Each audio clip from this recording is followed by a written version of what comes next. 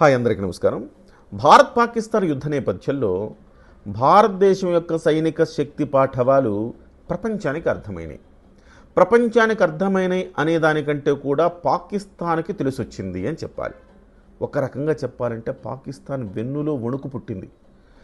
ఎందుకు? యుద్ధం చేసేది మనతో పాకిస్తాను, కానీ చైనాకి ఎందుకు అంటే పాకిస్తాన్ వాడే 95% యుద్ధ పరికరాలు, ఆ వ్యవస్థలు పాకిస్తాను చైనా నుంచి తెచ్చుకున్నవే 95%. సో అవన్నీ కూడా ఇవాళ విఫలమవుతా ఉన్నాయి. అందుకే చైనాకు ఒక భయం పుట్టుకుంది. మొన్న మే 7వ తారీఖున మనం ప్రతీకార దాడుల్లో 9 ఉగ్రవాద శిబిరాలను కొలతేసినట్టుగా గురి చూసి కొట్టాం. కానీ పాకిస్తాన్ ఏం చేయలేకపోయింది, అడ్డుకోలేకపోయింది ఆ దాడుల్ని. అవి అడ్డుకోవటానికి పాకిస్తాన్ తెచ్చిపెట్టుకున్న వ్యవస్థ ఏంటంటే క్షిపణి రక్షణ వ్యవస్థ. అదేంటంటే HQ-9. ఇది ఎయిర్ డిఫెన్స్ మెకానిజం అంటారనమాట. క్షిపణి వాళ్ళ మీద దాడికి వస్తుంటే దాన్ని గుర్తించి దాన్ని గాల్లోనే పేల్చేసేయడం దీని పని. కానీ ఎక్కడా చేయలేకపోయింది. ఇది పేలవ ప్రదర్శన చూపించింది. కారణం ఏంటంటే దీంట్లో ఓల్డ్ టెక్నాలజీ అంట, రాడార్ వ్యవస్థలు బలహీనంగా ఉన్నాయంట. అందుకే ఇది ట్రాక్ చేయలేకపోయిందట.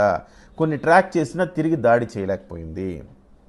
సో చైనా కూడా ఓల్డేజ్ వచ్చేస్తుంది. ఎందుకంటే చైనాలో సగటు వ్యక్తుల వయసు 50 ఏళ్లకు చేరింది. అంటే చైనా ఓల్డ్ అవుతోంది. కానీ భారతదేశంలో సగటు వయసు ఎంత ఉందంటే 30 ఏళ్ళ అటు ఇటు ఉందన్నమాట. అంటే మనం ఇంకా ఎంగుకున్నాం. అది దీంట్లో కూడా తెలిసొచ్చింది అనుకోవాలి. ఆ ఓల్డ్నెస్ తోటి అది కనుక్కోలేకపోయింది. అదే సమయంలో గత 2-3 రోజులుగా చూస్తున్నాం, భారతదేశం మీద దాదాపుగా 300 నుంచి 400 డ్రోన్లు ప్రయోగించింది పాకిస్తాన్. మిస్సైల్స్ దాడి చేసే ప్రయత్నం చేసింది. కానీ ఒక్క టార్గెట్ను కూడా ఛేదించలేకపోయింది. దీనికి కారణం సుదర్శన చక్రం అంటే మనం వాడే ఈ ఎయిర్ డిఫెన్స్ మెకానిజం, S-400 అనే ఎయిర్ డిఫెన్స్ మెకానిజం. ఇది అత్యాధునిక టెక్నాలజీ, అత్యద్భుతంగా పనిచేసింది. ఎక్కడికక్కడ గాల్లోనే పేల్చేసింది. ప్రతిదాన్ని ట్రాక్ చేయడం, గాల్లో పేల్చేయడం. సో పాకిస్తాన్కి అంటే ఒక్కొక్క బాల్ వేస్తుంటే 6లు కొట్టడమే అన్నట్టు అనమాట. వికెట్ల మీదకి వస్తుంటే 6లు కొట్టడం, ఆ రకంగా చేసిందనమాట. సో S-400 అనేది ప్రపంచంలోని అత్యాధునిక ఎయిర్ డిఫెన్స్ మెకానిజం. ఇది మనం రష్యా నుంచి కొనుగోలు చేశాం. వాస్తవానికి రష్యా దగ్గర మేము కూడా కొనుగోలు చేస్తామని పాకిస్తాన్ అడిగింది అనుకో, రష్యా అమ్మదు. రష్యా కేవలం తన మిత్ర దేశాలకు మాత్రమే ఈ టెక్నాలజీని అమ్ముతుంది, బయట వాళ్ళకి అమ్మదు. అలాగే ఫ్రాన్స్ నుంచి మనం రఫేల్ యుద్ధ విమానాలు తెచ్చుకున్నాం. ఇట్లా అంటే మన దగ్గర మన రఫేల్ ఇంకా రంగంలో దిగల, సుఖోయ్ మాత్రమే రంగంలో దిగుంది. సో ఈ రకంగా మనం అత్యాధునిక రక్షణ వ్యవస్థను వాడుతున్నాం. ఈ S-400 ఎంత బలమైందో తెలుసా? 400 కిలోమీటర్ల దూరంలోనే వెళ్ళి లక్ష్యాన్ని ఛేదిస్తుంది. ఇది 600 కిలోమీటర్ల దూరంలో ట్రాక్ చేయగలుగుతుంది. అది 600 కిలోమీటర్ల దూరంలో వదిలినా ట్రాక్ చేస్తుంది. ఇక్కడి నుంచి మళ్ళీ క్షిపణిని దాని మీదకి పంపిస్తుంది. అది వెళ్ళేసి 400 కిలోమీటర్ల దూరంలో దాన్ని పేల్చేయగలదు. అంటే పాకిస్తాన్లో నుంచి దాన్ని ప్రయోగిస్తే పాకిస్తాన్లోనూ కొట్టేయగలదు. అంతటి ఒక బలమైన వ్యవస్థ ఇది. ఏకకాలంలో 36 లక్ష్యాలను ఏకకాలంలో టార్గెట్ చేసి కొడుతుందట. So such a powerful weapon అనమాట ఇది. ఇది ఉండడం వల్ల మనకి చాలా మంచిదైంది. ఇవాళ ప్రపంచం చూస్తూ ఉంది ఈ S-400 ఎంత బలమైందో. మనం సుదర్శన అని దాని పేరు పెట్టాం. ఎందుకంటే సుదర్శన చక్రంలా అడ్డుకుంటుంది, వెళ్ళి తిరిగి వేసేస్తుంది. సో ఇవాళ అయ్యే గనక లేకపోయింటే ఒక శ్రీనగర్ విమానాశ్రయం ఉండేది కాదు, ఒక అవంతిపుర వైమానిక స్థావరం ఉండేది కాదు.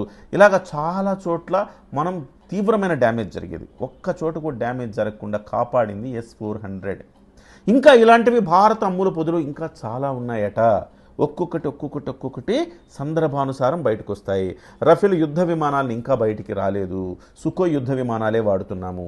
అలాగే క్షిపణులను కూడా స్వదేశీ పరిజ్ఞానంతో వాడిన క్షిపణులు.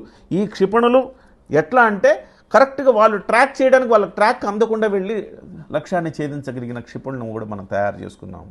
ఇది మన స్వదేశీ పరిజ్ఞానం ఉంది, రష్యా లాంటి దేశాల సహకారం ఉంది. కానీ చైనా మాల్ అంటే మనకి ఎంత చిన్న చూపు ఉంటుంది. చైనా మాల్ అంటే అది సరిగా పనికిరాదు అని మనం అనుకుంటుంటాం కదా. అలాగే చైనా వస్తువులే కాదు, చైనా రక్షణ పరికరాలు, రక్షణ వ్యవస్థలు కూడా అత్యంత బలహీనమైనవని ఇవాళ తేలిపోయింది. ఈ యుద్ధం వల్ల 2 ప్రయోజనాలు. ఒకటి, భారతదేశం యొక్క శక్తి సంపన్నత అర్థమైంది. 2,